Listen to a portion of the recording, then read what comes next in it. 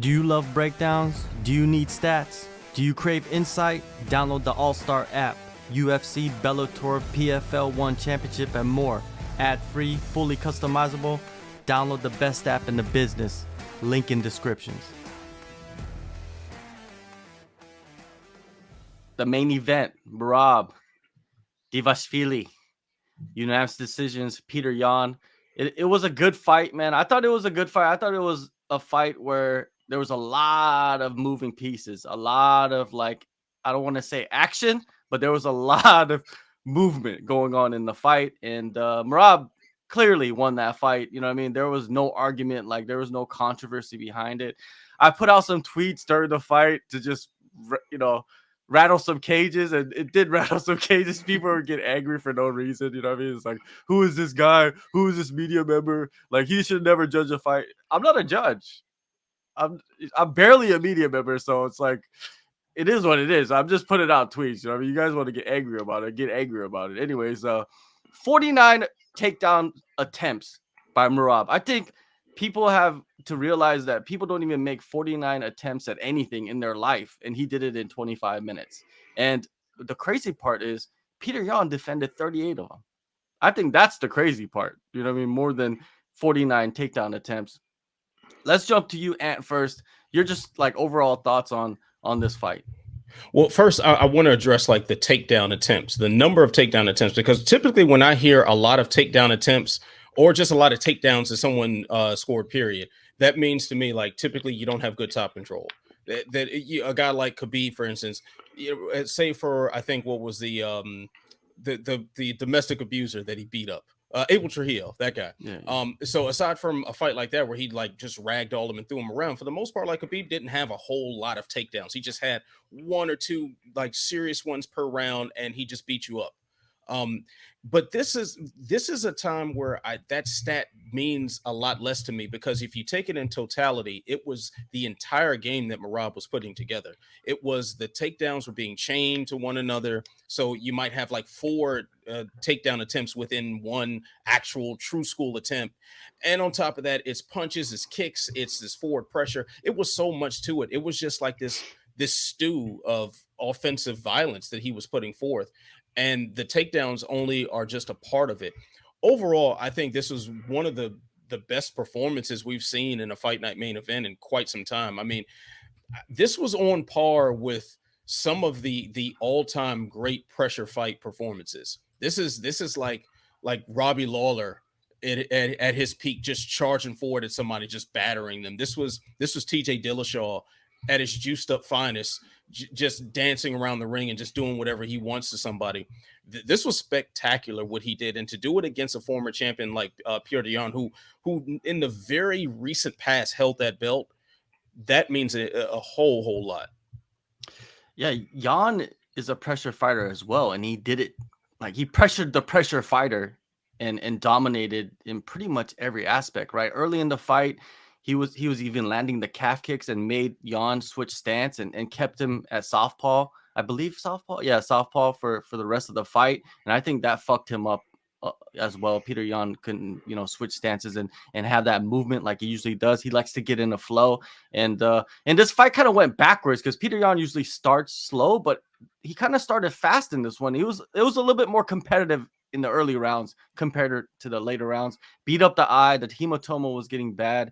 Logan, what'd you think of the game planning of Merab and his gas tank? People were questioning his gas tank as well heading into this fight, but there was no problems. Yeah, unbelievable gas tank. I've never seen someone push a pace like how he did.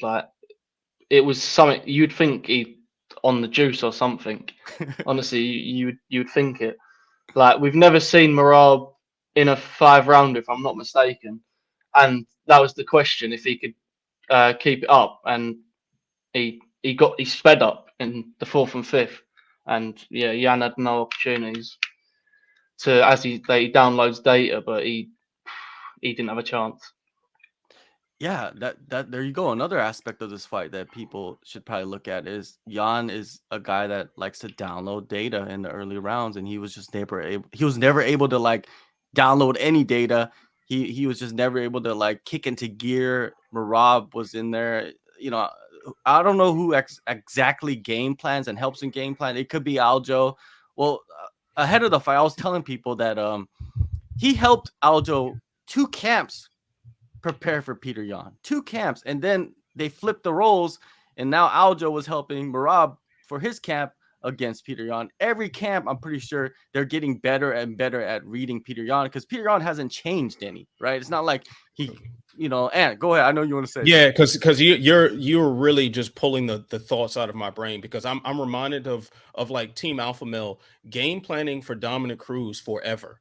And then finally, Cody Garbrandt was the one who was able to do it. And then I think back to like the first fight between Aljo and Petr Yan. Like Merab pretty much replicated the strategy that Aljo had in that first round, where he just went balls to the walls and he's just throwing strikes and trying takedowns and everything. But he did that for 5 rounds without gassing. He did that with 5 rounds with more power behind all of his shots. He did that with 5 rounds with better takedown attempts. It was like he did that same thing for a longer stretch of time and better than Aljo did it.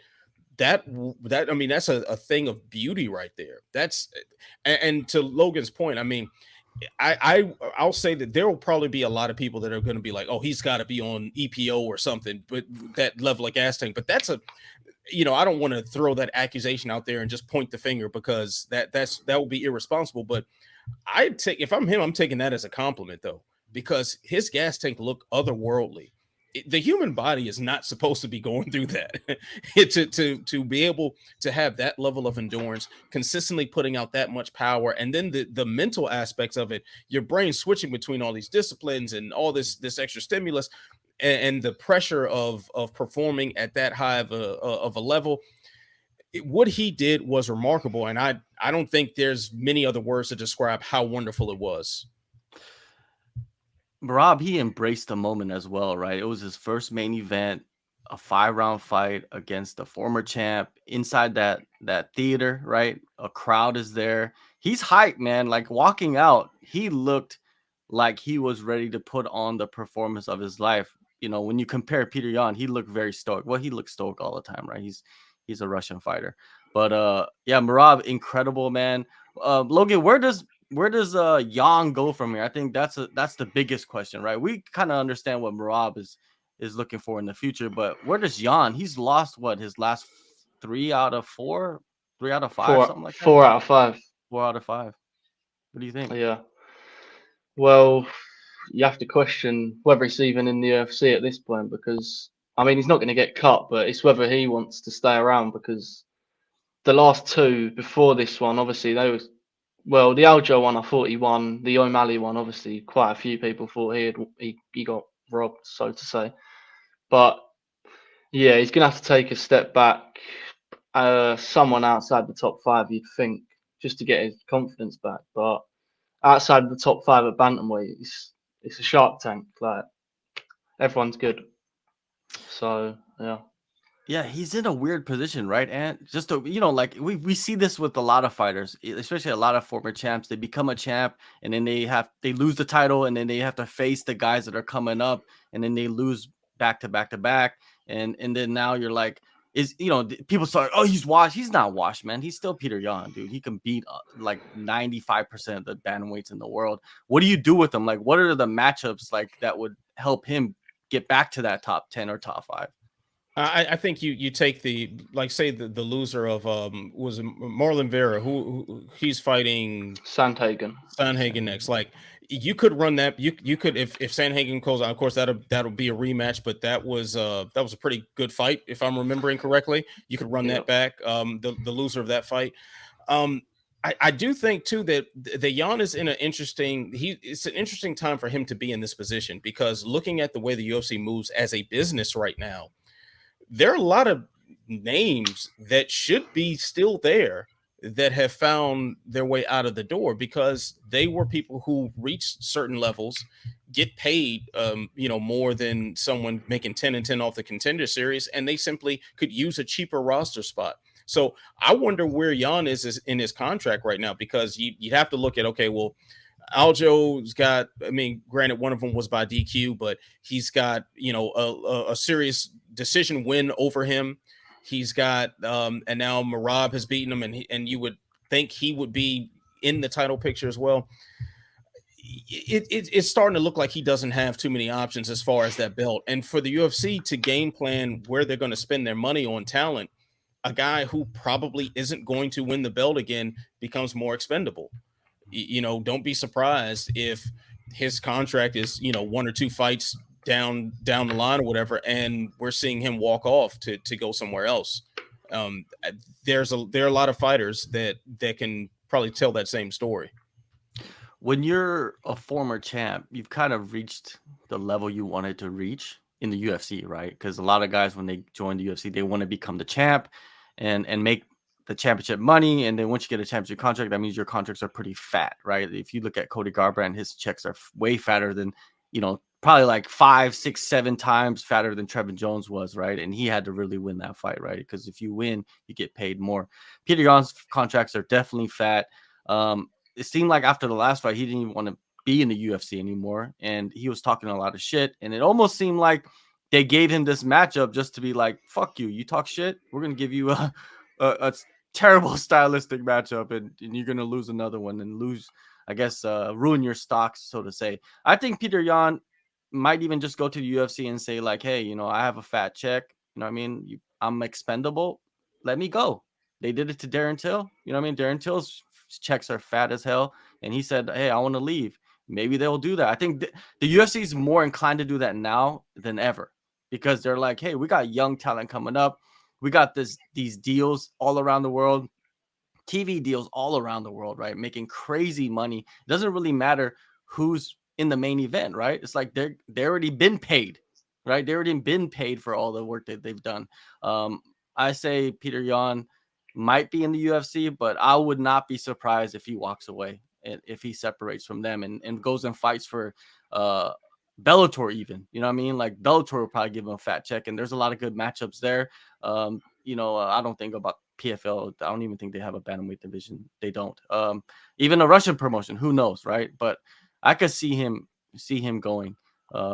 Now, with Merab, him saying he doesn't want to fight Sterling, in my opinion, I think that's a bad idea. You know what I mean? I know that they're close, and I know that they're teammates, and I know all of that, but it's like, this is, at the end of the day, dude, like, this is the individual sport, right? Like, you have to make a separation in my eyes and kind of like go your separate ways if it gets to that. If the UFC comes to you and says, hey, the next fight for you is for the belt and you're going to fight Sterling, you and Sterling have to sit down and say like, yo, this is what we both want. This is our dream. Is your dream to let your friend be the champion for the rest of his life? Is that your dream? No, your dream is to be the champion, be the #1 guy in the world. Logan, am I wrong for saying that? Do you agree that guys should not fight each other because they're friends and they made a secret pact? Like it's, you know, the sisters of the, I don't even know. It's like a kid's movie or something. Yeah, no, I think Merab's gonna have to. He's got to step up at one point if he wants to be a champion. He's holding up the division, which, in my opinion, is the best division in the UFC at the moment. It's got the most talent, and he's picking off contenders that Aljo don't have to fight him. I don't get the game plan other than helping Aljo, but what does that do for him?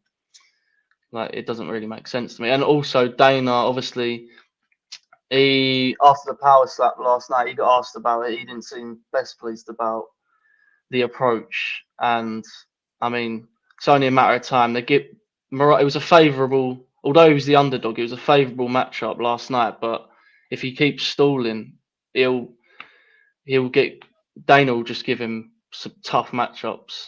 I know he looks unbeatable, but they won't favour him too kindly with the matchups if he sticks to his guns and doesn't fight Aljo. And what do you think about the situation? I'm hesitant to comment on it, but so much simply because we don't know the degree of their relationship. You know, we hear about friendships in the sport a lot, and you know, And I know you've trained before I've trained, and you know, you make friends with people you spar with and you roll with and all that. And that's totally understandable. But we also know the insane level of self-belief and visualization and all these things that go into becoming a champion. Um, this could be very much like the Daniel Cormier and Cain Velasquez situation, where it's just two guys who happen to be really great at the same time, and they're also best friends.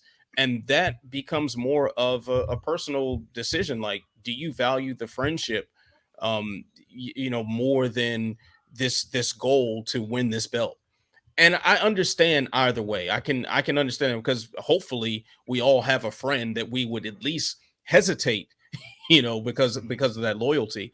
So maybe that friendship is to that level, but he's not doing himself any favors as far as his career, because granted, as a fighter, you have a very short shelf life, and there's no guarantee, especially in a division that's loaded with talent like bantamweight, that you can hold on to this spot for much longer. Just going to take a quick look at the current top 10 rankings, and you know, Merab matches up well with a lot of guys, but you know, it's not inconceivable that someone like Song Yadong could land one good shot and put him out. Like that's not from an alternative reality. That something like that could really happen.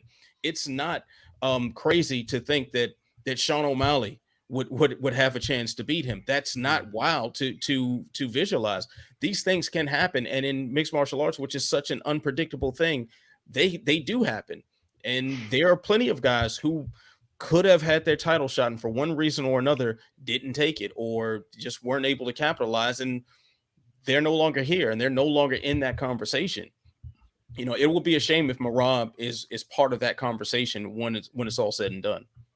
Yeah, that would be a complete shame, and I'm pretty sure he would sit with a lot of regret as well. You know, what I mean, if and yeah, you open my mind to that aspect of it as well. It's like we don't know the degree of their relationship. We don't know how close that they are with each other. You know, what I mean, they could be, you know, best of friends, right? They would kill it for each other, whatever you want to say. But yeah, man, if you were willing to kill for each other, that means you're willing to give each other the opportunity to try and accomplish your life goal, basically, is to become the UFC champion. And Sterling has already become that many times over.